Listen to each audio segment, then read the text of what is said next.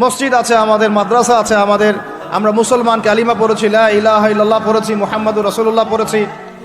আমরা মাশাআল্লাহ আমাদের বোনরা পর্দা করে, আপনারা ওয়াজ মাহফিলে আসছেন, ইত্যাদি ইত্যাদি।